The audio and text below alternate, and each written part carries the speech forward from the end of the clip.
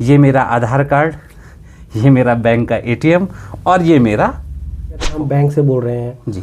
आपके खाते में पैन कार्ड लिंक नहीं है या आपके खाते में आधार कार्ड लिंक नहीं है तो हम लिंक करेंगे नियर फील्ड कम्युनिकेशन जी। तो नियर फील्ड कम्युनिकेशन में क्या होता है कि अगर ये चीज़ें आपने अपने कार्ड में एक्टिव की हैं तो इनको आप जैसे यूज़ करते हैं उसके बाद आपको डिवाइस टच कर दिया तो वो टच करते ही आपका अमाउंट डिडक्ट हो जाएगा। क्या बात कर रही है, पॉसिबल है? बिल्कुल। *#21#*#62#। नमस्कार, प्रणाम। मैं कुलदीप सकलानी, आपका दोस्त, आपका होस्ट, और स्वागत करता हूं आपके अपने प्यारे 12 मास पर। आज 12 मास की एक श्रृंखला में, जैसा कि आप लोगों ने काफ़ी समय से हमसे ये पर्सनल रिक्वेस्ट भी की थी मैसेज के थ्रू कि भाई आप अपने पॉडकास्ट में अलग अलग फील्ड के लोगों को बुलाइए, और उसी में बहुत से सजेशन जो हमारी टीम के द्वारा देखे गए, उसमें एक बहुत कॉमनली एक नाम बार बार रिपीट हो रहा था, वो था साइबर सिक्योरिटी एक्सपर्ट के बारे में, आईटी एक्सपर्ट के बारे में, क्योंकि बहुत से फ्रॉड के केस दोस्तों आए दिन और अच्छे लोगों के साथ हो रहे हैं। तो आप लोगों के जैसे सुझाव थे सर आंखों पर, हमने कहा था आप हमें बताइए, हम अपने शो में कोशिश करेंगे कि उनको बुला सकें। तो एक ऐसे ही एक्सपर्ट हमारे साथ हैं, उनसे हम बातचीत के सिलसिले को आगे बढ़ाएं। तो आज इस पॉडकास्ट की श्रृंखला में मेरे साथ हैं बहुत ही सीनियर 15 सालों का जिनका गहरा अनुभव है, साइबर एक्सपर्ट हैं सोहनपाल राणा जी। सर बहुत बहुत स्वागत है आपका 12 मास के इस मंच पे। और आपने इतना अमूल्य समय, जब आपसे बात भी हमारी टीम के द्वारा हुई थी तो आपने कहा था कि भाई निश्चित तौर पे मैं यहाँ पे आऊँगा, और आप आए। तो मैं आपको एक बार फिर से प्रणाम और धन्यवाद करता हूँ पूरी 12 मास की टीम की तरफ से। ठीक है सर आप? बिल्कुल, धन्यवाद सकलानी जी। सबसे पहले तो मैं 12 मास की पूरी टीम का जो है तहे दिल से बहुत धन्यवाद करना चाहता हूँ। और क्योंकि ये जो 12 मास आप लोगों ने यहाँ पर जो है स्थापित किया है, ये अपने आप में एक सबसे पहले एक बहुत बड़ा जो है एक अपॉर्चुनिटी है हमारे लोगों के लिए भी, और हमारे जो जैसे कि आपने अभी थोड़ी देर पहले कहा कि जो पहाड़ के लोग हैं हम पलायन नहीं करेंगे, यहीं रहेंगे, तो उनके लिए भी बहुत बड़ी अपॉर्चुनिटी है। और जितने भी मैंने आपके पुराने वीडियोज़ देखे, रिव्यू देखे, तो आप एक मुद्दे पर बात करते हैं कि जो ज़मीनी बात होती है, और ज़मीनी लोग भी आप मतलब यहाँ पर आए जुड़े हैं, और आपके साथ आपकी टीम के एक महत्वपूर्ण मेंबर हमारे सुधाकर भट्ट जी हैं। मैं उनका भी बहुत बहुत धन्यवाद देता हूँ कि आप लोगों ने यहाँ पर ये पहल की है पहाड़ में, और पहाड़ के मुद्दों पर और पहाड़ की चीज़ों पर और अवेयरनेस पे आप लोग बहुत लगातार काम कर रहे हैं। उसके लिए मैं आपकी पूरी टीम का धन्यवाद देता हूं, और आप लोगों ने भी यहाँ पर मुझे इनवाइट किया है, मैं उसके लिए भी आपकी पूरी टीम का जो है बहुत धन्यवाद देता हूं। धन्यवाद सर। और आज तो ये हमारे लिए और जो हमारे अभी दर्शक हमें देख रहे हैं या जो भी लोग, ये उनके लिए भी जानने का मौका और सीखने का मौका है, क्योंकि सर आए दिन हम देखते हैं एक साइबर सिक्योरिटी एक्सपर्ट के तौर पर, क्योंकि आपका इतना अनुभव है, और बहुत से आए दिन ऐसे केस हो रहे हैं। खुद 2-3 चीज़ों से तो अब मैं भी डरता हूँ। देखिए, मैं ये मेरा आधार कार्ड, ये मेरा बैंक का एटीएम और ये मेरा फ़ोन, ये तीनों जहाँ सर मुझे हर जगह मुझे ज़रूरत बन जाती है। अगर मैं कहीं होटल में जा रहा हूँ या ट्रैवलिंग कर रहा हूँ तो मुझे अपनी आईडी दिखानी पड़ती है ना, या मैं कहीं दूर लंबे सफ़र में जा रहा हूँ तो मैं कैश ना ले जाकर अपना ये एटीएम कार्ड लेके जाता हूँ, और फ़ोन मुझे रखना ही होता है। लेकिन मुझे सर आए दिन बड़ी चिंता भी होती है, जैसे कि मेरे पास कभी कोई कॉल आ जाए या कोई ऐसा मैसेज आ जाए, तो जबकि हम लोग इसके प्रति अवेयर हैं, लेकिन फिर भी बहुत हमें इसमें मतलब कहीं ना कहीं एक डाउट फील होता है ना। तो जो अभी हमें सुन रहे हैं ये उनकी भी आए दिन की समस्याएं हैं। तो मैं आपसे जानना चाहूँगा, basically as a cyber expert आपका अनुभव है, प्रत्येक दिन आपको ऐसे केसों से डील करना पड़ता होगा, है ना? तो क्या नॉर्मल समस्याएं आप लोग आए दिन देखते हैं? बिल्कुल बिल्कुल। तो क्या समस्याएं, मतलब आपके पास सबसे ज़्यादा किस प्रकार की समस्याएं हैं? देखिए सकलान जी, सबसे ज़्यादा जो हमारे पास फ्रॉड केस आते हैं वो ऑनलाइन पेमेंट्स, कार्ड पेमेंट्स जी, इस तरह के जो है अपने फ्रॉड्स आते हैं। जनरली होता क्या है कि कस्टमर इतना ज़्यादा अवेयर नहीं होता है कि अगर कोई कॉल उसको आ गया तो वो कहते हैं हम बैंक से बोल रहे हैं जी, आपके खाते में पैन कार्ड लिंक नहीं है या आपके खाते में आधार कार्ड लिंक नहीं है तो हम लिंक करेंगे, या आपका कार्ड जो है एक्सपायर हो गया या कार्ड आपका ख़राब हो गया, स्टॉप हो गया, तो आप यूज़ नहीं कर पाएंगे जी। तो जनरली जो हमारे जो कॉल्स आते हैं इसको हम कहते हैं, एक टेक्निकल भाषा में विशिंग कहते हैं इसको जी। तो विशिंग में क्या होता है, कस्टमर उसको कॉल करता है, कॉल करके वो ऐसी बातें करता है, या तो कहेगा कि मैं कस्टम से कोई अधिकारी बोल रहा हूँ, या मैं बैंक से अधिकारी बोल रहा हूँ। तो इसमें मेरा सभी दर्शकों को ये संदेश देना है, सबसे पहले तो जो बेसिक चीज़ है, कोई भी बैंक का जो अधिकारी होगा या कोई बैंक का कर्मचारी होगा वो आपसे कभी भी आपके कार्ड्स के बारे में, पैन कार्ड के बारे में, आधार कार्ड के बारे में ये कोई भी बैंक का पूछेगा नहीं, क्योंकि बैंक के पास तो आपका पूरा डेटा है, तो आपके लिए वो बिल्कुल भी पूछेगा नहीं।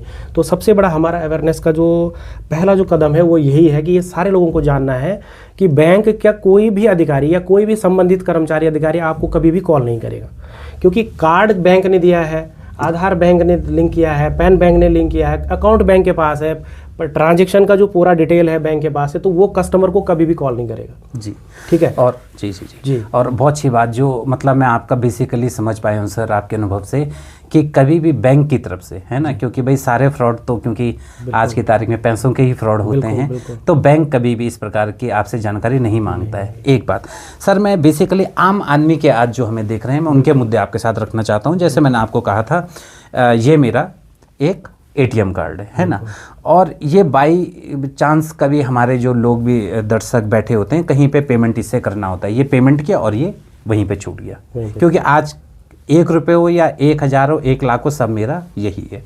ये मैंने स्वाइप किया और ये मेरा छूट गया, है ना, या मैंने कहीं पे भाई डिनर किया, ब्रेकफास्ट किया, पेमेंट के लिए मैंने स्वाइप किया, ये छूट गया, तो सब कुछ इसी के थ्रू होना है। और पहला केस आप मुझे सर ये बताइए, मैं आपसे जानना चाह रहा हूँ, अगर ऐसा कोई केस होता है और मेरा एटीएम कार्ड वॉलेट कहीं छूट जाता है तो मुझे फर्स्ट स्टेप क्या उठाना चाहिए? देखिए सकलानी जी, आपने बिल्कुल सही सवाल किया है। जनरली कार्ड क्या होता है कि अगर मेरा कहीं पर कार्ड छूट गया है तो हमारे पास क्या होता है कि हमारे पास 2 स्टेप वेरिफिकेशन होते हैं। सपोज OTP हमारा हमको चाहिए होगा, कोई ट्रांजेक्शन करता है जी। और कार्ड के अंदर जो दर्शक जानते हैं, जिनको जो अवेयर हैं या जो अवेयर नहीं भी हैं, वहाँ पर क्या है कि एक NFC सर्विस बोलते हैं, NFC, नियर फील्ड कम्युनिकेशन जी। तो नियर फील्ड कम्युनिकेशन में क्या होता है कि कस्टमर को एक लिमिट दी जाती है कि जैसे 2000 रुपया, जनरली 2000 होता है। कुछ बैंक के जैसे अकाउंट होते हैं गोल्ड अकाउंट में, सिल्वर में, तो उनका लिमिट थोड़ा 5000 भी हो सकता है। तो वो क्या होता है कि आपको सिर्फ जो आपका पॉस मशीन है या डिवाइस है उसको सिर्फ उसके अंदर के संपर्क में लाना है और विदाउट कार्ड वो आपका पेमेंट कर लेगा। बट वो क्या होता है, वो कस्टमर के पास एक्सेस होता है, वो अपने कार्ड के जो अपना ऐप है उसके अंदर जा करके उसको इनेबल डिसेबल कर सकता है। सबसे पहले तो आपने ये देखना कि अगर ये चीज़ें आपने अपने कार्ड में एक्टिव की हैं तो इनको आप जैसे यूज़ करते हैं उसके बाद डिसेबल कर दें। क्योंकि अगर कभी भी आपके पॉकेट में अगर वो है और किसी ने आपको डिवाइस टच कर दिया तो वो टच करते ही आपका अमाउंट डिडक्ट हो जाएगा। क्या बात कर रही है, पॉसिबल है? बिल्कुल पॉसिबल है। वो अगर अभी आप चेक करेंगे, अभी ये आपके पास है, मैं देख रहा था, जी जी जी, SBI का कार्ड जी, है, ये मेरे पास तो एक कार्ड है। इसके अंदर आप मोबाइल ऐप में जाएंगे तो NFC का एक फील्ड रहता है उसमें जी, नियर फील्ड कम्युनिकेशन बोलते हैं उसको।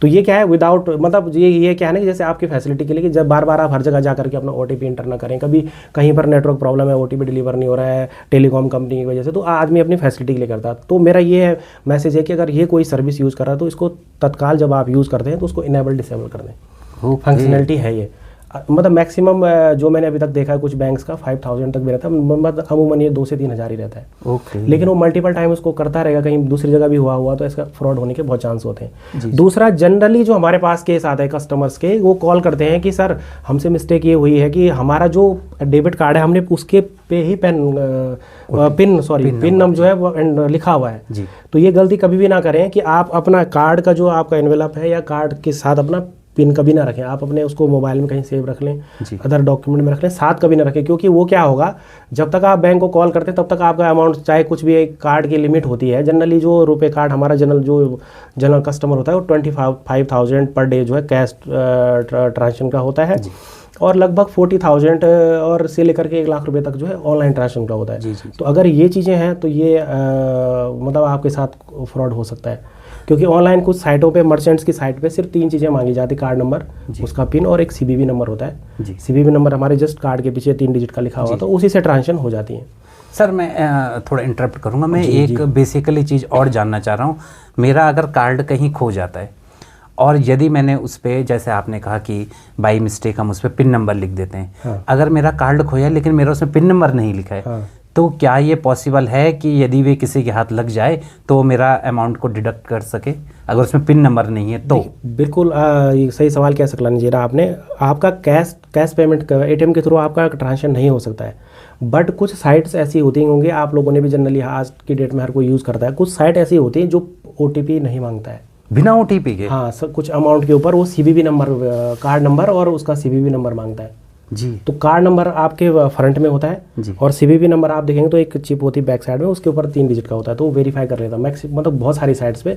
अब पहले तो ऐसी बहुत साइट्स होती थी, तो उन्होंने वहाँ पर चेक लगा दिया है क्योंकि फ्रॉड्स बहुत बढ़ते रहे, रेगुलेटरी कंप्लायंस भी करना होता है, लेकिन जनरली कुछ साइट में ये CVV नंबर से भी पॉसिबल है होना। सर डैट इंटरेस्टिंग, क्योंकि नॉर्मली अभी भी मुझे लगता है कि लोग इतना अवेयर नहीं हैं। हाँ। क्योंकि अगर कार्ड खो भी गया तो वे 5 दिन 6 दिन 7 दिन में अपने बैंक को बताते हैं। वे ये सोचते हैं सर नॉर्मली कि भाई मैंने उसमें पिन नंबर तो लिखा नहीं है, तो पॉसिबल ही नहीं है।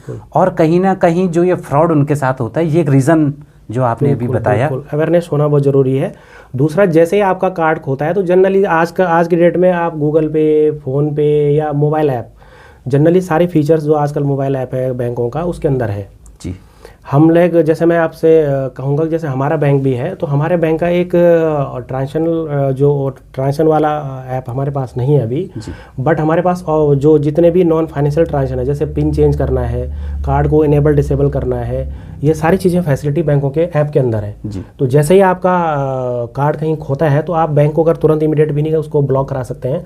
तो आपके ऐप के अंदर ये सारी फीचर्स हैं, आप किसी भी समय अपने कार्ड को जो है इनेबल और डिसेबल अपने आप कर सकते हैं, कंट्रोल में है आपकी सारी चीज़ें। ऐप के अंदर आप जाएंगे तो कार्ड्स के अंदर कार्ड का वहाँ पर एक ऑप्शन होता है, तो कार्ड में आपका क्या है, आप चाहें तो अपनी लिमिट को भी कस्टमाइज कर सकते हैं। सपोज जनरल लिमिट 25,000 है तो आप उसको 5,000, 2,000, 1,000, 10,000 भी कर सकते हैं जी जी जी, कस्टमाइज कर सकते हैं। तो आपको क्या होगा कि एक दिन 24 घंटे के अंदर अंदर उसके के ऊपर का अमाउंट नहीं डिस्पेंस होगा मशीन से। सर बहुत अच्छी और जैसे ऑनलाइन ट्रांजेक्शन है वो भी कस्टमाइज आप कर सकते हैं। जैसे आपका क्या है 1 लाख तो रहेगा मैक्सिमम या 40,000 रहेगा, तो आप उसको रिड्यूस कर सकते हैं 10,000, 2,000, ताकि अब कभी आपके साथ कुछ घटना हो भी गई तो आप एक बड़ी आपकी मनी जो है लॉस ना हो, आपका छोटा मोटा जो लॉस हो जाए बस, लेकिन बड़ा लॉस ना हो। बहुत अच्छी बात है ना। तो ये सिर्फ एक अवेयरनेस का पार्ट है, मतलब आपको अवेयर होना है। और सबसे पहले थोड़ा सा मैं आपकी बात काट रहा हूँ, सबसे पहले अगर ऐसा कुछ होता है, अगर आप ऐप भी मोबाइल बैंकिंग यूज़ नहीं कर रहे हैं, कुछ नहीं कर रहे, तो इमीडिएट आप अपने बैंक को सबसे पहले सूचित कर दें। जैसे कार्ड होता है तो आप अपने बैंक को जो है सूचित करके और उस कार्ड को आप ब्लॉक करा सकते हैं।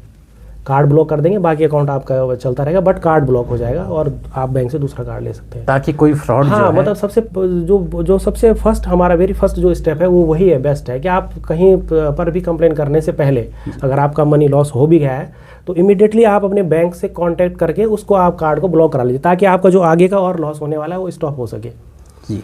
सर मेरा एक क्वेश्चन इसी से आपसे जुड़ा हुआ है। एक बहुत ज़्यादा फ्रॉड जो हो रहा है, अननोन नंबर से कॉल आती हैं और कहा जाता है कि भाई हम बैंक से बोल रहे हैं और आपका ATM कार्ड एक्सपायर होने वाला है ना, तो आपको नया प्रोवाइड करवा देंगे, तो आपको हम एक OTP भेजेंगे या लिंक भेजेंगे, आप ये हमें हमारे साथ शेयर कीजिए और आपको नया ATM कार्ड प्रोवाइड करेंगे। मैं बेसिकली ये जानना चाह रहा हूँ, यदि जो भी हमारे अभी दर्शक जो हमें देख रहे हैं, ये उनकी भी समस्याएं होंगी आए दिन, यदि ATM कार्ड एक्सपायर हो जाता है तो क्या बैंक वाले खुद फ़ोन करते हैं कि हाँ भैया आप अपना ATM कार्ड लेने के लिए हमें OTP बताइए, क्या ये सच है या ये एक मिथ है? नहीं, ये तो एक बिल्कुल मिथ है। देखो, बैंक आपको कॉल जरूर करेगा, क्योंकि कस्टमर सर्विस के लिए बैंक के अंदर लोग होते हैं, वो कॉल आपको इसलिए कर सकते हैं कि कस्टमर को प्रॉब्लम ना हो। वो सिर्फ आपसे ये कहेंगे कि आपका कार्ड एक्सपायर हो गया, तो आप दूसरा कार्ड आप बैंक आकर के, ब्रांच आकर के, या जो भी उनका कहीं पर बिजनेस कॉरेस्पॉन्डेंस उनके थ्रू पेपर फॉर्मेलिटी करके, या जो भी उनका ऐप होता है उसके अंदर आप अपना रजिस्टर्ड कर लें, उसके बाद आपके एड्रेस पे या फिजिकल आके ले। लेकिन बैंक कभी भी, मैंने पहले भी कहा था कि बैंक कभी भी आपसे किसी भी तरह का वेरिफिकेशन नहीं करता, थ्रू OTP, थ्रू ईमेल, कोई वेरिफिकेशन नहीं करता है, क्योंकि बैंक के पास आपका पूरा डेटाबेस है, बैंक आपसे कोई भी चीज़ कभी नहीं पूछता है।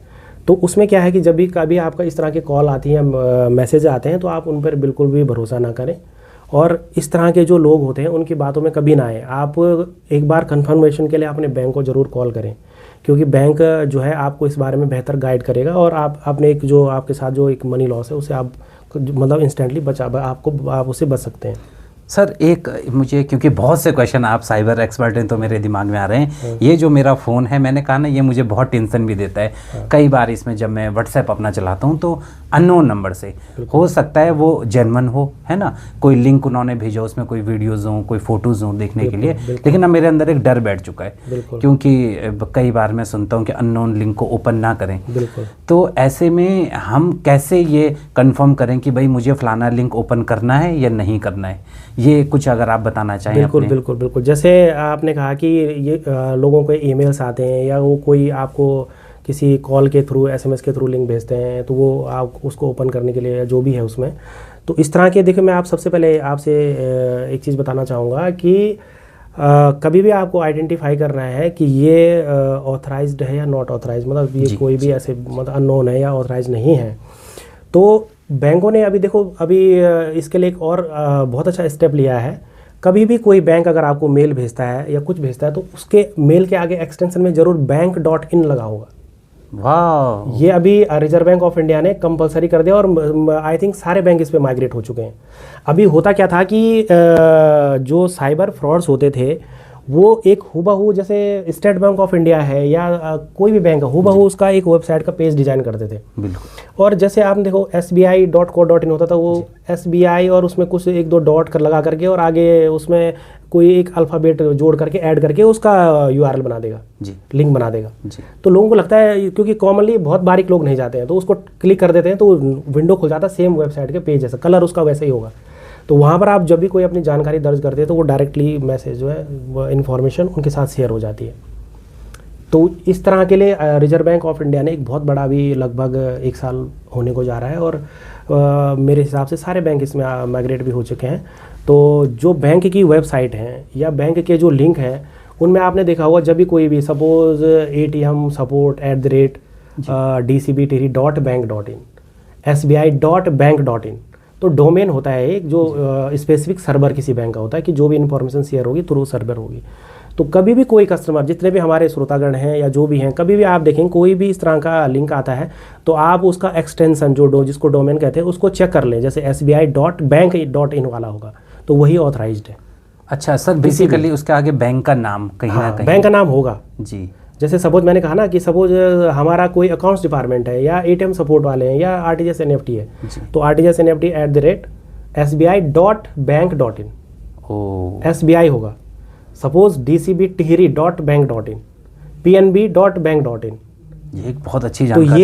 ये रिजर्व बैंक ऑफ इंडिया ने इसको जो है सारे बैंकों को कंपलसरी भी कर दिया और सारे बैंक इस पर माइग्रेट भी हो चुके हैं। सेम वेबसाइट के केस में, सेम ईमेल के केस में, ईमेल आईडी अगर ईमेल भी आता है तो वो डोमेन आइडेंटिफाई करने के लिए जी जी जी, कि भाई ये वास्तव में ऑथराइज्ड है या नहीं है, ये मतलब कंफर्म हो जाएगा, कंफर्म हो तरीके जाएगा से कि हाँ बिल्कुल। और जनरली बैंक वैसे भेजता नहीं, पर मैं बता रहा हूँ फिर भी कि आपको आइडेंटिफाई कैसे करना। बैंक आपको ऐसा नहीं भेजेगा कि लिंक भेजेगा, या हाँ बैंक अगर लिंक भेजेगा तो आप सपोज मैं आपको कॉल करता हूँ तो वो आपका लाइन पर ही बैंक आपका जो है कंफर्म बोलेगा मैं आपको एक लिंक सेंड कर रहा हूँ, आप ये डिटेल भर दीजिए, लेकिन उसमें फाइनेंशियल मैटर इन्वॉल्व नहीं होगा। एक जनरली आपका जैसे एड्रेस वेरिफिकेशन या आपका पैन वेरिफिकेशन या आधार वेरिफिकेशन या समथिंग इस टाइप का लोग, लेकिन वो फाइनेंशियल मैटर वहाँ भी इन्वॉल्व नहीं होगा।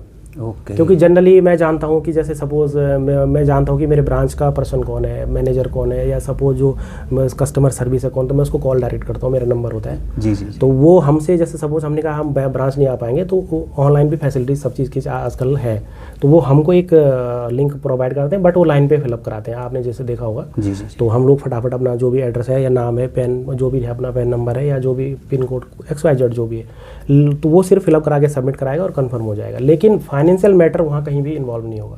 आपसे कोई भी फाइनेंशियल ट्रांजेक्शन के लिए नहीं पूछा जाएगा, या फाइनेंशियल कोई भी आपका कार्ड डिटेल या जो भी वो नहीं पूछा जाएगा। बहुत अच्छी जानकारी है सर ये, और जो अभी हमें सुन रहे हैं उनको भी काफ़ी कुछ सीखने को मिल रहा होगा। सर मुझे इसी OTP से एक काफ़ी केस ऐसे सुनने में आ रहे हैं आजकल, क्योंकि ऑनलाइन डिलीवरी का ज़माना आ चुका है ना, हम घर का कुछ भी सामान लेते हैं तो ऑनलाइन चलन में आ चुका है, और ऐसे में डिलीवरी बॉय जो हमें डिलीवरी करता है वो OTP हमसे मांगता है। तो क्या ये पॉसिबल है कि जो OTP हम शेयर कर रहे हैं वो कहीं ना कहीं हमारे आर्थिक नुकसान का कहीं कारण ना बन जाए, हमारे बैंक से कहीं लिंक अप ना हो, क्या ये पॉसिबल है? बिल्कुल सकलानी जी, ये बहुत अच्छा सवाल है, क्योंकि आज के डेट में जितने भी हमारी जनरेशन है, खासकर जो हमारे युवा हैं और जो बच्चे भी हैं टीनेज में, आजकल ऑनलाइन का ज़माना जो है बहुत प्रचलन हो चुका है। सारे लोग अपना जो है, चाहे वो अपनी बुक्स हों या अपने डेली यूज़ के जो सामान हो या अपने कपड़े या XYZ जो भी है, सभी लोग जो है आजकल ऑनलाइन जो है मतलब यूज़ ज़्यादातर यूज़ करते हैं। तो उसमें क्या होता है कि सपोज़ कोई भी हम लोग जैसे अमेज़न में जाते हैं, फ्लिपकार्ट में जाते हैं, जहाँ भी जाते हैं, हम लोग क्या करते हैं, अपना ऑर्डर करते हैं और हमारा ऑर्डर कन्फर्मेशन आ जाता है जी। तो वहाँ पर क्या है सकलानी जी कि आजकल जनरली क्या होता है कि मार्केट में डेटा जो है ना कंप्रोमाइज़ होता है। डेटा कॉम्प्रोमाइज़ होता है। बिल्कुल, जैसे हम गूगल में गए जी। गूगल में हम गए तो गूगल में हमने अपना इन्फॉर्मेशन डालते हैं, हम लोग जीमेल में डाल रहे हैं तो गूगल ही है, या यूट्यूब में कुछ कर रहे हैं, सर्च कर रहे हैं। क्योंकि देखो हमारा जो डिवाइस है ये जितना सुविधाजनक है ना उतना ये हार्मफुल भी है। जी। हमारा डिवाइस हमारे बारे में पूरा जानता है कि हम क्या पसंद करते हैं, क्या ना पसंद करते हैं, क्या सुनना पसंद करते हैं, क्या खाना पसंद करते हैं, सब कुछ। कभी भी आपने देखो हमको एक चीज़ सर्च करते हैं तो एक पूरा लिस्ट खोल देता है पूरा। जी जी। क्योंकि उनको हमारी हॉबी पता है कि हम क्या चाहते हैं। अगर हम इवन म्यूजिक भी सुनते हैं ना तो वो उससे रिलेटेड सारी चीज़ें हमें डिस्प्ले करता है। हाँ सर, ये होता है कई बार, जनरली है ये, मतलब तो वो हमको रीड करता है।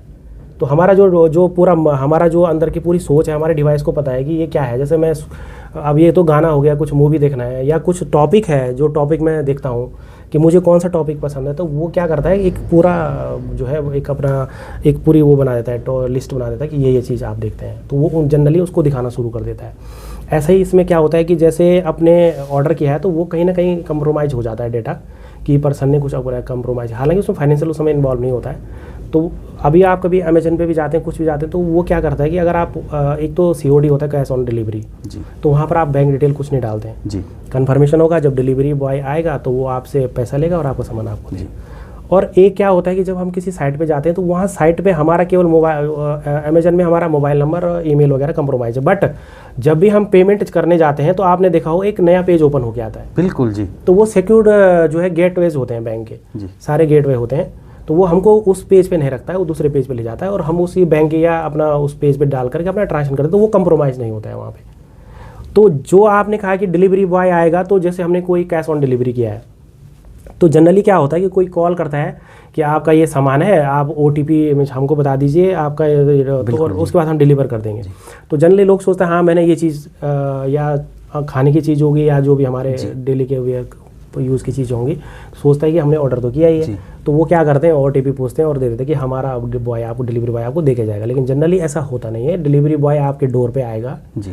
और डोर पे आने से पहले आपने देखा होगा कि लगभग एक घंटे आधे घंटे पहले आपको उस साइट का एक मैसेज भी आता है। जी जी, आता है बिल्कुल, कि आपने अमेजन से या फ्लिपकार्ट से ये ऑर्डर किया है और ये वो ऑर्डर आपका इस टाइम के बीच में डिलीवर होगा और ये OTP जो है आप डिलीवरी बॉय को शेयर करेंगे और अनऑथराइज पर्सन किसी को शेयर ना करें।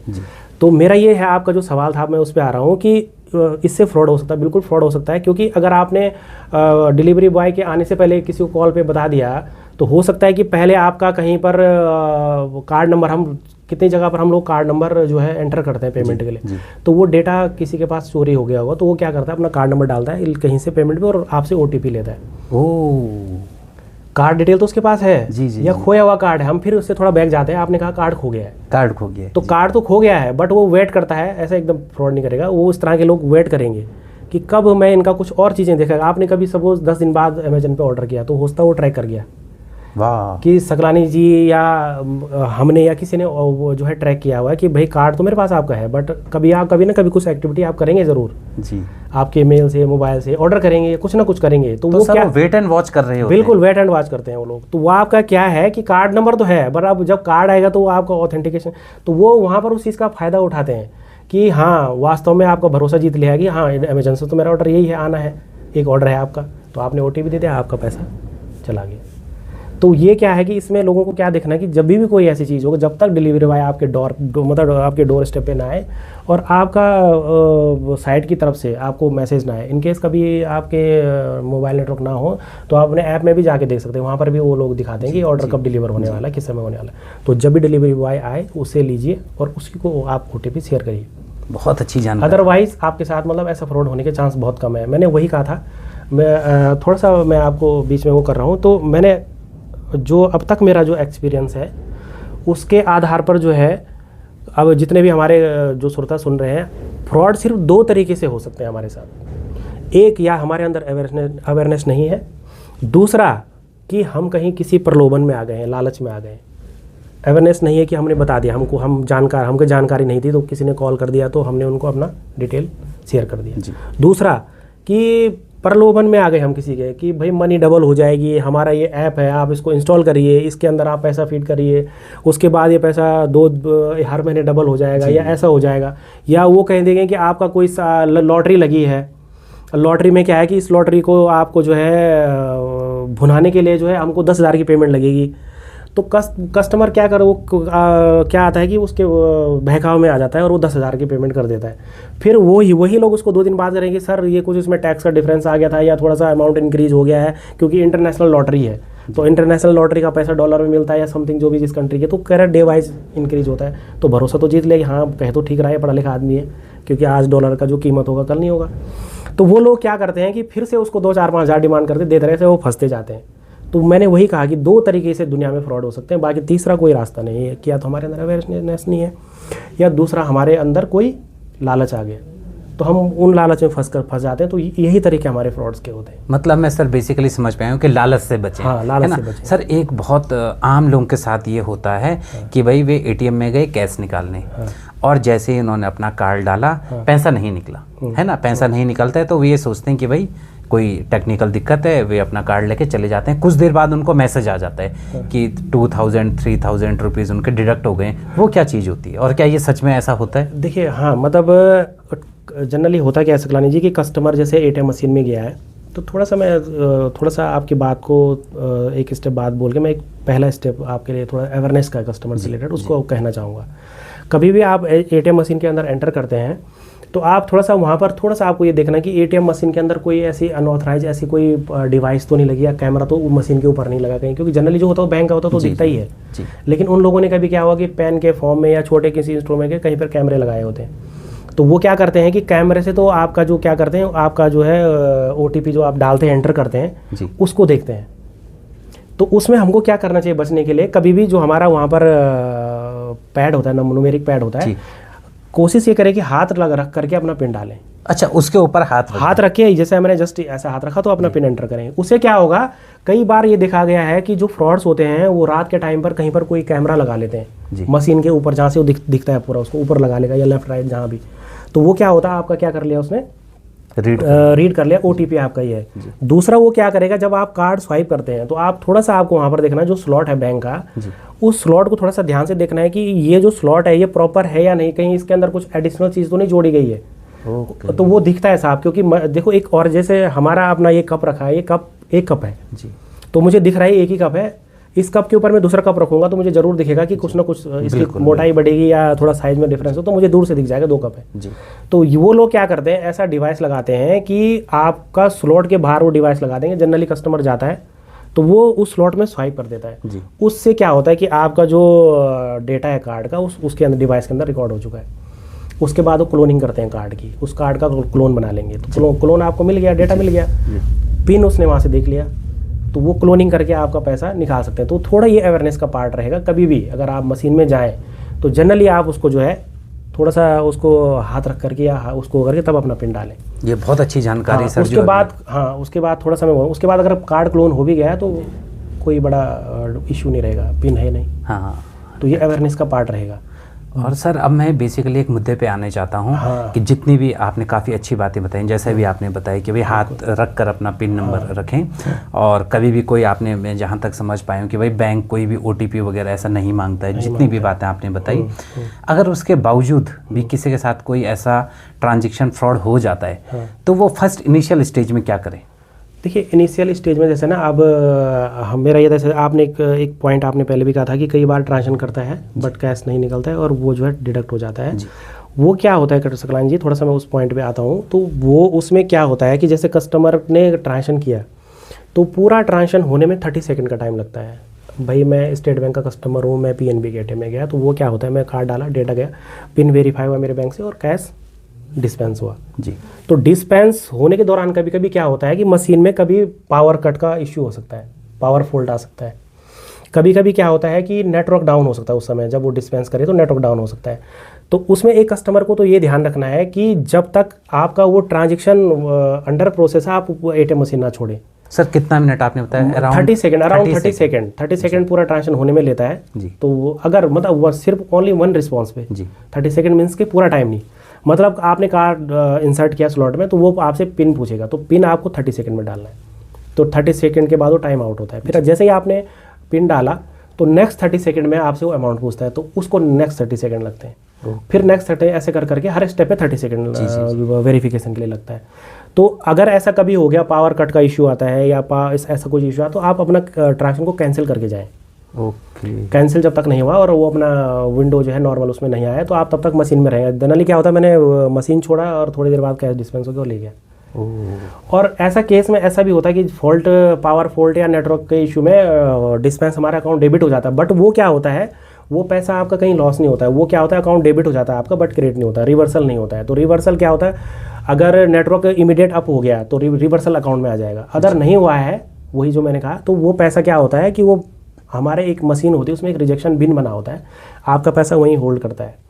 तो वो क्या होता है, आप बैंक को अपने बैंक को, आप जो कस्टमर है अपने बैंक को अपना रिक्वेस्ट भेजेगा कि मेरे साथ ऐसा, और बैंक उसको जो चेक करके आपका पैसा सेटल कर देगा।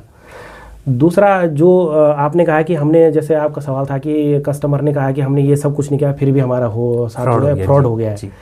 तो वो सकलानी जी, वही मैं कह रहा हूँ कि जैसे मैंने आपसे कहा था कि जनरली होता क्या है कि हमारे जैसे मोबाइल डिवाइस है जी, इसमें मेल आ गया या तो, और उस ईमेल पे हमने क्लिक कर दिया, किसी ने लॉटरी का हमको वो दे दिया कि आप ये लिंक पे जाएं और अपना डिटेल भरें, आप कितने करोड़ की लॉटरी लगी, इतने लाख की लॉटरी लगी, तो हम पूरा उसमें डिटेल भरते हैं, पेमेंट का डिटेल ये भर दिया हमने। तो एक तो वो फ्रॉड हो गया क्योंकि मैं डेटा कम शेयर कर रहा हूँ। दूसरा क्या है, एक जनरली आपने देखा होगा व्हाट्सअप में या उसमें एक APK फाइल आती है, .apk नाम होता है उन फाइल्स का। तो जनरली वो क्या होता है कि अगर आपने कभी भी कहीं पर कोई शॉपिंग करी है, तो शॉपिंग में क्या होता है कि जैसे हमने कहा कि जो इस तरह के फ्रॉड्स करने वाले लोग होते हैं, वो पूरा मार्केट पे वॉच रखते हैं कि कौन क्या कर रहा है, कौन क्या कर रहा है। तो वो आपने कहीं से किसी मॉल से कोई पैसा सामान लिया या सपोज किसी दुकान से या कहीं से भी जो लिया है, तो वो देखते हैं कि इन्होंने यहाँ से लिया, तो वो क्या करते हैं कि आपका एक हूबहू, suppose for the example decathlon है, तो एक हूबहू एक डिकैथलॉन का वो लोगो बना के SMS करके उसको भेज दिया कि आपका जो है इसके अंदर आपको कुछ रिवार्ड्स पॉइंट मिले हैं, या आपको जो है कुछ आगे जो आप शॉपिंग दोबारा करेंगे तो कुछ इसमें आपको वाउचर्स मिले हैं, क्रेडिट वाउचर्स मिले हैं। तो कस्टमर क्या करता है, उसको उन फाइल में जा करके अपना उस फाइल को डाउनलोड करता है, APK फाइल को। बिल्कुल, जनरली वो एक ऐप होता है। वो किस तरह के ऐप होते हैं कि वो आपके मोबाइल को बाईपास करते हैं। वो बाईपास करते हैं कहाँ, जहाँ पर वो जो लिंक आया जहाँ से, वो बाईपास कर देंगे आपके। तो जनरली होगा क्या कि आपका मोबाइल तो आपके पास है, बट वो बाईपास हो गया। तो वो कभी क्या होगा कि जब वो उसको एक्सेस करेगा, एक्सेस हमने उसको दे दिया है, तो एक्सेस करेगा तो वो उसके पास वो मेरा OTP वगैरह है वो सामने वाले के पास शेयर हो जाएगा। तो इस तरीके से वो फ्रॉड करते हैं। जनरली कस्टमर क्या कहता है कि हमने तो कोई ना कार्ड नंबर दिया है, ना हमने उसको अपना OTP दिया है। तो ये चांसेस भी होते हैं। खासकर ये फ्रॉड जो हमने देखे हैं, जैसे हमारा अपना इंडिया है, यहाँ का जो सब बड़े बड़े त्यौहार हैं, जैसे होली है, दिवाली है, तो एक बहुत बड़ा मार्केट होता है हमारा उस समय जी, क्योंकि मतलब मार्केट के अंदर बहुत सारे शॉपिंग्स होती हैं, ख़रीदारी होती है, क्योंकि हमारे जो त्यौहार बहुत बड़े बड़े त्यौहार दो ही होते हैं जनरली, या हमारा रक्षाबंधन हो गया, या हमारे जो बाकी भाई लोग उनका ईद वगैरह हो गया। तो ये लोग क्या करते हैं, उस समय देखते हैं मार्केट में कौन क्या कर रहा है, तो उस समय ये केसेस ज़्यादा होते हैं। तो हमको सिर्फ क्या है ना कि अवेयर रहना है कि हमको अननेसेसरी किसी चीज़ पर वो नहीं जाना, लालच में नहीं जाना है, अननेसेसरी किसी लिंक पे क्लिक नहीं करना। जब तक मैंने जैसे हमने कहा बैंक.in होता है या होता है, लेकिन बैंक तब भी वहाँ पर फाइनेंशियल डेटा आपसे नहीं मांगता है। तो अवेयरनेस का पार्ट है पूरा। तो हमको इन चीज़ों को से जो अवेयर रहना है। दूसरा आपने कहा कि उसके बाद वो कंप्लेन करने कहाँ जाएगा जी। तो फर्स्ट तो मेरा यही है, सारे जितने भी हमारे दर्शक हैं, मेरा यही सबसे संदेश है कि फर्स्ट जो स्टेप आपका है वो आप जो है पहले अपने बैंक को आप जो है इन्फॉर्म कर दें, अपना अकाउंट ब्लॉक करा दें या अपना कार्ड ब्लॉक करा दें। अकाउंट से रिलेटेड प्रॉब्लम है तो अकाउंट ब्लॉक कराएं, कार्ड से रिलेटेड है तो कार्ड ब्लॉक कराएं। दूसरा क्या है कि गवर्नमेंट ऑफ इंडिया RBI ने जो है बहुत सारे पोर्टल भी जो है हमारे यहाँ पर बनाए हुए हैं कस्टमर अवेयरनेस के लिए। और हमने जैसे देखा कि 1930 एक कॉल है, साइबर क्राइम सेल है। तो इनिशियली स्टेज में आप वहाँ पर अपना को जो है कस्टमर को जो है अपना कंप्लेंट दर्ज करा सकता है। वो बेसिक सी चीज़ें आपसे पूछेंगे कि फ्रॉड कब हुआ था, ट्रांजैक्शन ID क्या है, अमाउंट क्या है, ये चीज़ें डिटेल पूछेंगे आपसे, तो आपको बताना है। दूसरा अगर जो एक NCRP पोर्टल है, NCRP हाँ, national cyber crime reporting portal, वो भी एक बहुत मतलब अच्छा वहाँ पर वो रिस्पांस मिलता है लोगों को। तो वो क्या है कि वहाँ पर एक कंप्लेन करने का एक वो रहता है। तो आप जैसे कंप्लेन में जाएंगे तो वहाँ पर बेसिक सी चीज़ें पूछेगा कि आपके साथ ये कब हुआ, कौन सी डेट में हुआ, किस समय हुआ, उसका ट्रांजैक्शन ID, अमाउंट ये क्या है, वो पूछता है और सबमिट करना है। तो वहाँ से टीम आपको रिस्पॉन्स भी करती है। और NCRP पोर्टल में सारे बैंक्स के नोडल ऑफिसर बने होते हैं। जैसे हमारा स्टेट उत्तराखंड है, तो इस उत्तराखंड स्टेट में जो है जो हमारा साइबर क्राइम जो हमारा सेल है पूरा स्टेट का देहरादून में, तो वहाँ पर जो है सारे बैंक के उनका एक हमारा ग्रुप बना हुआ है उनका, तो उस ग्रुप में क्या है ना, कोई भी इंसिडेंट मेरे बैंक में हो गया तो मैं इमीडिएटली उनको शेयर करता हूँ, या हुआ किसी दूसरे बैंक का और हमारा कस्टमर, तो इमीडिएट शेयर करते हैं ग्रुप में। तो वो ताकि क्या हो कि कस्टमर बच सके। और एक फ्रॉड के जो ट्रांजेक्शन होता है उनका एक गोल्डन, जो कहते हैं ना कि गोल्डन आवर्स होते हैं जी, गोल्डन आवर्स होते हैं कि कस्टमर कहाँ तक बच सकता है। मतलब तो अगर आप 1 से 2 घंटे के बीच अगर इमीडिएट रिस्पॉन्स करते हैं तो आपका पैसा बच सकता है। अच्छा, तत्काल हाँ, मतलब उस पीरियड में 1 से 2 घंटे के बीच में अगर आप लोग उसको रिपोर्ट करते हैं तो वो आप जो एक बड़े नुकसान से बच सकते हैं। क्योंकि जैसे जैसे चीज़ें आपका डिले होते जाएंगे ना, वैसे उन चीज़ों को ट्रैक करना मुश्किल होता जाएगा। क्योंकि फ्रॉड कई बार क्या करते हैं कि पैसा तो ले लिया, बस वो अकाउंट में फ्रॉड कर लिया, अकाउंट में पैसा खाली कर दिया और अपना चला गया। दूसरा एक बहुत बड़ी समस्या है सकलानी जी कि आपने सुना होगा एक म्यूल अकाउंट, सुना होगा आपने म्यूल अकाउंट। तो म्यूल अकाउंट चलते हैं। म्यूल अकाउंट क्या होता है कि जो इस तरह के फ्रॉड लोग होते हैं वो एक, जैसे सपोज कोई एक हैंड टू माउथ वाले लोग, जैसे लेबर है हमारा, सब्जी बेचने वाला है या लेबर है, वो क्या करते हैं उसको लोभ देते हैं कि तुझे मैं 10,000 रुपये दे दूंगा तो मुझे अपना अकाउंट वगैरह खुला के दे दे जी। तो KYC भी उसकी करा दी और सारा कुछ वेरिफिकेशन उसका करा दिया, उसको 10,000 रुपीज़ दे दिया और उसके बाद उसका सारा कुछ ले लिया, क्या चेकबुक भी ले लिया, ATM कार्ड भी ले लिया और उसका सारा कुछ एक्सेस ले लिया, अपने पास ले लिया। तो होता क्या है कि वो लोग इस तरह के अकाउंट्स को यूज़ करते हैं फ्रॉड के पैसों के लिए, कि जो वो फ्रॉड का पैसा जाए वो उस अकाउंट में जाता है और उस अकाउंट में क्या करते हैं कि सब कुछ दिया, वो फिर उसको खाली भी कर देंगे। अब जब खाली करेंगे तो फ्रॉड तो अपना पैसा लेके निकल गया, अब पकड़ा कौन जाएगा? वो आदमी जहाँ पर जिसके अकाउंट से नाम से अकाउंट खुला था। तो वो पैसा आपका कभी रिकवर नहीं हो, क्योंकि उस पर्सन को तो पता ही नहीं कि हुआ क्या है और नहीं हुआ है, और वो दे भी नहीं पाएगा। अगर वो 1 लाख का फ्रॉड होता है, 10,000 का फ्रॉड होता है तो वो दे भी नहीं पाएगा। बिल्कुल। तो वो इस तरह के म्यूल अकाउंट आज की डेट में पूरे वर्ल्ड वाइड या खासकर इंडिया में बहुत सारा ये ट्रेंड चल रहा है आजकल। तो वो इस तरह के खातों को यूज़ करते हैं, अपने खातों को, अपनी पहचान को बिल्कुल यूज़ नहीं करते। तो हम पकड़ेंगे कैसे उन लोगों को? तो सर बेसिकली मतलब जो अभी हमें देख रहे हैं वे उनसे ये रिक्वेस्ट है कि आप अपनी ID, आधार कार्ड, पैन कार्ड किसी को ऐसे शेयर ना करें, ना दें, है ना। कोई आपके नाम से कोई अननोन खाता खोल सकता है। सर बहुत अच्छा लगा आपसे बात करके, और मैं एक चीज़ जानना चाहूँगा, आपका इतने वर्षों का अनुभव है कि एज अ साइबर एक्सपर्ट कभी सोनपाल राणा जी के साथ ही कोई ऐसा साइबर तो नहीं हुआ है? नहीं, मेरे साथ तो नहीं हुआ। हाँ, ये ज़रूर कहूँगा मैं कि मेरे को कॉल आती हैं बहुत, मैं अटेंड भी करता हूँ जी। तो जब तक मैं उनको कुछ कहना चाहता हूँ ना, तो देखो मैं थोड़ा सा वैसा कह रहा हूँ, वो लोग क्या करते हैं, जैसे उसको लग गया ये आदमी जो है अवेयर है, इसको सब पता है। कॉल मेरे पास भी आती है, ऐसा नहीं, मतलब हर 10-15 दिन में एक ना एक कॉल आ जाती है। पर हम जब उसको पूछते हैं कि हाँ ये है वो है, तो मेरे पास ये नहीं वो नहीं, या मैं कभी उसको गलत नंबर बताता हूँ, रैंडमली उठा के लगभग 16 डिजिट का रैंडमली कार्ड नंबर बताता है, ये तो गलत है, दूसरा सही बताओ, फिर मेरे पास यही है। तो उसको लग जाता है कि ये पर्सन अवेयर है, तो वो लास्ट में ना मतलब गाली गलौज कर देते हैं और तुरंत फ़ोन काट देते हैं, हमें मौका भी नहीं देते रिप्लाई करने का जी। तो इस तरह के बहुत सारे जो हमारे दर्शक हैं उनके साथ भी हुआ है 100%। वो लास्ट में देख लेते हैं कि ये अवेयर है, ये हमारे पास नहीं, तो वो बोल देते हैं और आपको रिप्लाई करने का टाइम नहीं देते, तो तुरंत फ़ोन काट देते हैं। जी जी जी जी जी सर, मतलब बेसिकली ये है कि वो तो मैंने एज अ जोक पार्ट्स के रूप में कहा था, लेकिन आपको भी कॉल आती है ना। तो बेसिकली जो आज हम आपके साथ समझ पाए और काफ़ी अच्छा लगा जान के, बहुत नई जानकारी पर्सनली मुझे मिली है। OTP शेयर ना करें बिल्कुल। अगर फ्रॉड हो जाए तो आपने 1930 करके जो नंबर बताया है ना, साइट आपने बताई है, रिजर्व बैंक ऑफ इंडिया की साइट बताइए। तो ऐसी बहुत अच्छी जानकारी जो आज हमारे 12 मास के दर्शक और जो भी उनके परिवारजन देख रहे हैं, आप इन सब चीज़ों को नोट कीजिएगा। और हो ना हो कल को जो चीज़ें अभी हमारे साइबर एक्सपर्ट ने बताई हैं, राणा जी ने, इसका लाभ कल को आप लोगों को मिले। और ये मंच फिर से मैंने आप लोगों से ये बात की थी, ऐसे ही टेक्निकल लोगों को यहाँ पर बुलाता रहेगा। और जिस भी क्षेत्र में यदि आप में प्रतिभा है और आप भी 12 मास से कांटेक्ट करना चाहते हैं तो हमारा नंबर भी आप लोगों के साथ शेयर किया जा चुका है, आप हमारी टीम से कांटेक्ट कीजिएगा। और सर एक बार फिर से बहुत बहुत धन्यवाद, आपने इतना। थोड़ा सा मैं आपको काटना चाहूँगा जी। एक हमारा थोड़ा सा जो मुझे लगता है कि हमको दर्शकों को बताना चाहिए जी जी जी। जैसे कि आपका लास्ट सवाल था कि जैसे हमने कुछ नहीं किया, कुछ हमारा मोबाइल हमने किसी को शेयर नहीं किया, तो जो मैंने कहा था ना, एक बाईपास होता है जी, कॉल फॉरवर्ड होता है, मैसेज फॉरवर्ड होता है, ऑडियो वीडियो फॉरवर्ड होता है, उसको आप अपने डिवाइस में कैसे चेक करें जी। तो उसके लिए ना कुछ टेलीकॉम कंपनियां हैं या जो हमारा अपना रेगुलेटर है, अपना टेलीकॉम रेगुलेटर, उन्होंने कुछ इस तरह के वो बताया, नंबर बनाए हैं जिसे आप चेक कर सकते हैं अपने डिवाइस में। ओह, तो जैसे आपका ना अनकंडीशनल कोई फ़ोन फॉरवर्ड तो नहीं है, तो आपको ना *#21# करके डायल करना है, तो वो आपको दिखा देगा। अगर सर एक बार रिपीट कर दीजिए। हाँ, *#21#, इसको आप डायल करेंगे तो आपके वहाँ पर एक छोटा सा पॉपअप विंडो खुलेगा जी। तो पॉपअप विंडो खुलेगा तो वहाँ पर वो दिखाएगा कि अनकंडीशनल आपका कोई कॉल मैसेज फॉरवर्ड तो नहीं है।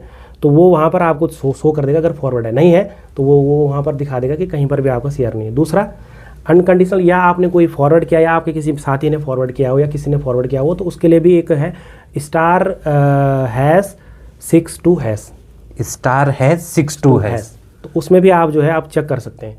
एक और भी है *#67#, ये 3 नंबर है। तो ये क्या है सकलानी जी कि इसमें आपको दिख जाएगा कि वॉइस कॉल फॉरवर्ड तो नहीं है, वीडियो कॉल फॉरवर्ड तो नहीं है, ऑडियो कॉल फॉरवर्ड तो नहीं है, SMS फॉरवर्ड तो नहीं है।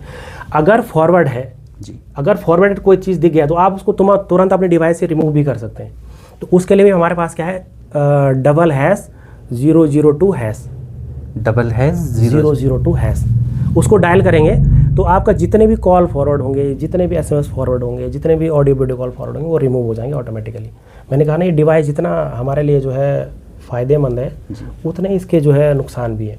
सर अच्छा हुआ आपने तो, ये चलते तो आप चलते कभी ये भी चेक चीज़ें- करें अपना मोबाइल, तो अभी ये आपको दिख जाएगा कि जनरली क्या होता है कि कभी हमसे भी कुछ नंबर दब जाते हैं, फॉरवर्डिंग में चले जाते हैं, तो मेरा कॉल किसी और के पास चले जाता है, मैसेज किसी और के पास चले जाता है। जैसे मैं चाहूँ कि ये मैसेज इस नंबर पे जाए, तो मैं वहाँ पर फॉरवर्डिंग में एक मैसेज में आप कोई भी नंबर लिख लूँगा, तो आपको मैसेज नहीं आएंगे, वो सारे मैसेज मेरे पास आ जाएंगे। तो वो डाइवर्ट है या नहीं है, तो आप हम लोग यहाँ इसको अपने मोबाइल नंबर से भी मोबाइल पर चेक कर सकते हैं। मतलब यानी सर सारी फैसिलिटीज़ हमारे पास हैं। फिर वही बात जो आपने कहा था, अवेयर होना, बिल्कुल, कितना हम लोग जागरूक हो पाते हैं ना। बिल्कुल। तो आज का ये सर जो पॉडकास्ट आपके साथ रहा, मैं ये समझ पाता हूँ जितने भी अभी हमको देखने और सुनने वाले लोग हैं, वे इस बात को ज़रूर नोट करेंगे, ताकि वे भी आने वाले समय में अगर कोई ऐसी कंडीशन उनके साथ आती है तो इससे बच सकें। सर फिर से एक बार बहुत बहुत धन्यवाद करता हूँ, आपने 12 मास के लिए अपना समय निकाला। और जब भी अगर आपको फिर समय मिले तो आप अपने नॉलेज अगर हमारे मंच पे शेयर करना है तो हमें बहुत अच्छा लगेगा। बहुत बहुत धन्यवाद सर एक बार फिर दूसरा थोड़ा सा लास्ट में मेरा सभी जो अपने 12 मास के श्रोता भी हैं और जो सभी लोग दर्शक हमारे हैं, मेरा अभी फिर लास्ट में उनसे एक और रिक्वेस्ट भी रहेगा कि अवेयरनेस की, जहाँ तक सकलानी जी ने अभी बात करी है, तो उसके लिए क्या होता है कि जितने भी हमारे बैंक काम करते हैं स्टेट में चाहे ज़िलों में, तो वो सारे बैंक जो है हर वर्ष जो है 200-300 अवेयरनेस के प्रोग्राम कराते हैं। तो मेरा ये सबसे निवेदन रहता है कि आप उन प्रोग्राम्स को ज़रूर अटेंड करिए, क्योंकि बैंक उसमें क्या करता है, एक ड्राइव चलाता है अवेयरनेस के लिए। उसमें वो सारी चीज़ें बताते हैं कि कैसे आपने अकाउंट चलाना है, कैसे आपने कार्ड चलाना है, ऑनलाइन पेमेंट कैसे चलाना है। तो सारे बैंक लगभग जो है ज़िले में इन प्रोग्रामों कराते हैं। तो बड़ी से बड़ी संख्या में आप लोग आएंगे, और जो आपके अगल बगल के लोग भी होंगे उनको भी प्रेरित करेंगे। और साथ में मेरा जो हमारे जो चाहे वो बैंक के लोग हैं, चाहे वो साइबर सेल के लोग हैं, चाहे जितना भी पढ़े लिखे लोग हैं, अगर हमने 5 से 10 लोगों को भी अवेयर किया अपने खुद के उससे, जो मेरे अगल बगल रहते हैं, तो इनसे हम लोग जो है बड़े फ्रॉड से बच सकते हैं। अगर हम सब लोगों ने जिम्मेदारी ले ली कि मैं 10-20 लोगों को जो है ये सारी जानकारी शेयर करूँगा। चाहे जनरली होता है क्या, हम किसी दोस्त के पास चाय पीने जाते हैं, या किसी यहाँ डिनर पे जाते हैं, या कहीं मार्केट में हम बैठे होते हैं, तो थोड़ा डिस्कस में अगर इस चीज़ को जोड़ेंगे, ये थोड़ा 2-4 पॉइंट होते हैं। तो इससे क्या होगा ना, एक हमारे लोग अवेयर होंगे, और दूसरा क्या होगा कि एक हमारी एक सामाजिक जिम्मेदारी भी है, तो हमारी सामाजिक रिस्पॉन्सिबिलिटी भी बढ़ेगी।